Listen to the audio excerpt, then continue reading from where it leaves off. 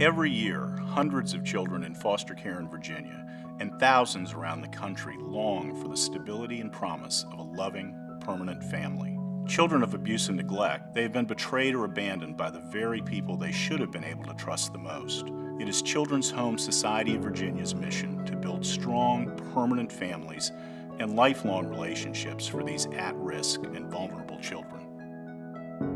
My name is Nadine Marsh Carter, and it's my privilege to serve as the President and CEO and adoptive parent at Children's Home Society of Virginia.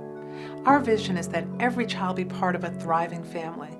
To make this a reality, we offer a continuum of services. The continuum of services include birth-parent counseling, infant adoption services, foster care adoption for children out of the foster care system, services both before and after the adoption to support the children and their families, and the Possibilities Project. You see, we recognize that not every child, sadly, becomes part of a permanent family. And so in partnership with the Better Housing Coalition, we've created a program that's both innovative and collaborative, one to provide housing and critical supports to youth out of the foster care system who've turned 18 and have nowhere to go. Through this continuum of services, we ensure that vulnerable children in Virginia have better outcomes and that our entire community is strengthened.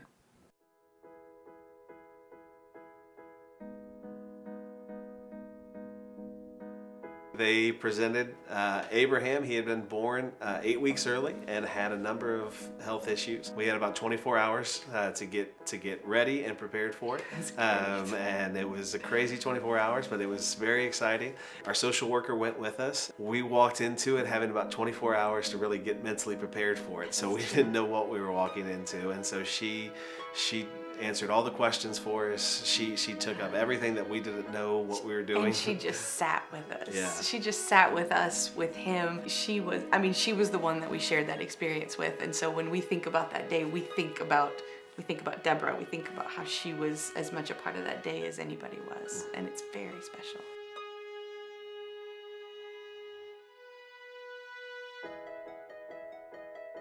Our first adoption, there were so many rough spots, and Children's Home Society helped us through them so well that we knew when we wanted to adopt again, we wanted them to help us again.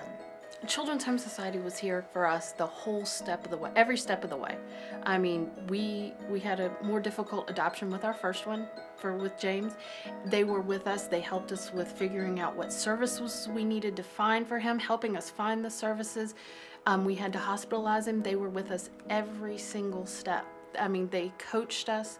They supported us with everything. And we came back to them because they knew that they would take care of us.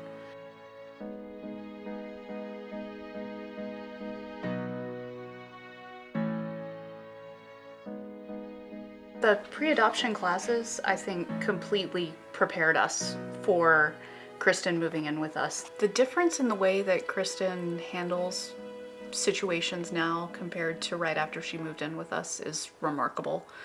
A negative peer interaction right after she moved in with us would have ended much more negatively, I think. I'm so proud of the way that she responds now when, someone says something negative to her now. She deals with things so much more positively now. It's hard to imagine it being a success without the classes, both pre and post adoption with Children's Home Society. I honestly believe that it prepared me to be a better parent to Kristen and Audrey, and to be a better husband with Elise, because it takes two to really manage the family, and I think it helps us to work together better. Kids Club really kind of expanded my knowledge of everyone. I didn't really realize there were so many people who were like Kristen and that I could really relate to, and I met a whole bunch of new people there, and I did so many fun things.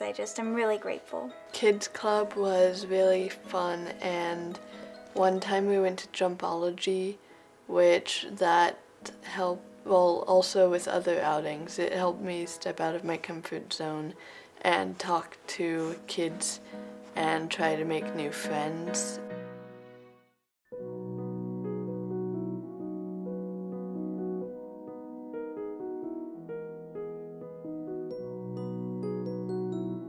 You remember the first time you heard about the Possibilities Project? Oh my gosh, yes. I still have goosebumps when I think about it. I love that collaboration between Better Housing Coalition and the Children's Home Society. I loved what it could do for this community. I loved the fact that those two organizations were doing what they were best at. What did you like best about it?